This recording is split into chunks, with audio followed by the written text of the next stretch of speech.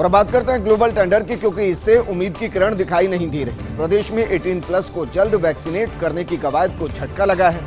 राजस्थान के global tender में एक भी कंपनी ने कोई डायरेक्ट रुचि नहीं दिखाई। 4 कंपनियों के करीब 9 एजेंट्स ने आपूर्ति के लिए आवेदन किया।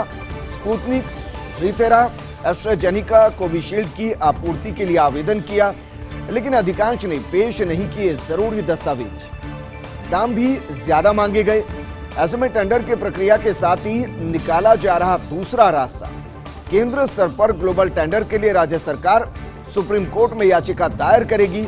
फेडरल स्ट्रक्चर का हवाला देते हुए, संघीय ढांचे का हवाला देते हुए राज्यों के सामने आ रही दिक्कतों को आधार बनाया जाएगा और उस आधार के जरिए याचिका दायर की जाएगी। याचिका में केंद्र स्तर पर ही ग्लोबल टेंडर की मांग उठाई जाएगी, और यह इसलिए भी जरूरी है क्योंकि दिल्ली को मना कर दिया गया, पंजाब को मॉडर्ना ने मना कर दिया, और यह कहते हुए मना कर दिया कि वो केंद्र के साथ डील करेगी, वो राज्यों के साथ डील नहीं करेगी। ऐसे में अगर प्रदेश की सरकार सुप्रीम कोर्ट जाती है तो मुद्दा यही रहेगा कि राज्यों के साथ कोई विदेशी कंपनी डील नहीं कर रही, केंद्रीय स्तर पर ग्लोबल टेंडर होने चाहिए। मेरे सहयोगी विकास मेरे साथ जुड़ चुके। विकास, देखिए, अंत में यही होना था, होना यही था कि केंद्र ग्लोबल टेंडर निकाले, वहां से वैक्सीन ले और फिर राज्यों से जो अमाउंट चाहिए उसको लेकर वैक्सीन को उपलब्ध करवाए। लेकिन अब यह सीधा संघीय ढांचे के जरिए नहीं बल्कि वाया सुप्रीम कोर्ट होगा।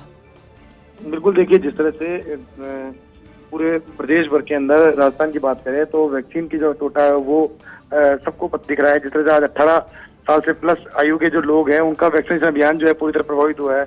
ऐसे में सरकार की मंशा थी कि ग्लोबल टेंडर के जरिए प्रयास किए जाएं कि वैक्सीन जो है उसकी अवेलेबिलिटी हो, और इसके लिए प्रयास किए गए थे। लेकिन जो अभी तक जानकारी मिल रही है उसमें ग्लोबल टेंडर में एक भी कंपनी ने डायरेक्ट रुचि नहीं दिखाई है। जो 4 कंपनियों के कुल 9 एजेंटों ने आपूर्ति के लिए आवेदन किया है, इसमें जो सबसे बड़ी बात है वो ये है कि जो दाम जो है उसको लेकर के भी कोई चीज बैठ नहीं रही है। विकास, अगर एजेंट के जरिए टेंडर जारी किए जाएंगे या टेंडर मिलेंगे तो उसमें तो एजेंट का कमीशन भी होगा।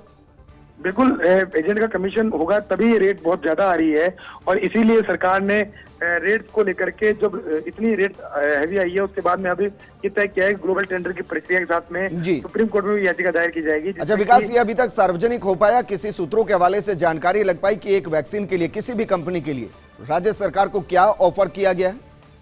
देखिए, जो फाइनेंशियल स्पीड है उसको लेकर के अभी सभी अधिकारियों ने सबने चुप्पी साध रखी है, क्योंकि इनके पीछे तर्क यही है कि जो पूरा प्रक्रिया है उसमें अगर कुछ भी चीज डिस्क्लोज होती है तो वो फाइनेंशियली रूप से कहीं भी कोई घाटा लग सकता है। ऐसे में प्रयास यही जारी है, पहले एक बार ये तय किया जाए कि इसकी प्रक्रिया क्या रहेगी, उसके बाद में फाइनेंशियली रूप में डिस्कशन की बात सामने आएगी। अभी इस वक्त जो कंपनियों के रिप्रेजेंटेटिव जो है जिन्होंने आवेदन किए हैं उनमें भी अधिकांश के दस्तावेज जो है पूरे नहीं है, उनसे दस्तावेज मांगे जा रहे हैं। साथ में दाम जो उन्होंने बताया वो भी काफी ज्यादा बताए जा रहे हैं। इसीलिए सरकार ने दूसरा रास्ता भी निकाला है कि इस बारे में सुप्रीम कोर्ट में याचिका दायर करने की तैयारी चल रही है। याचिका कब तक दायर की जा सकती है?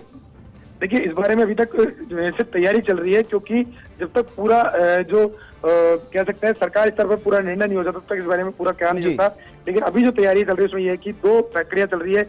एक तरफ जहाँ ग्लोबल टेंडर जो है उसमें जो आवेदन जो किया उनसे। बिल्कुल विकास, शुक्रिया तमाम जानकारी हमारे साथ साझा करने के लिए।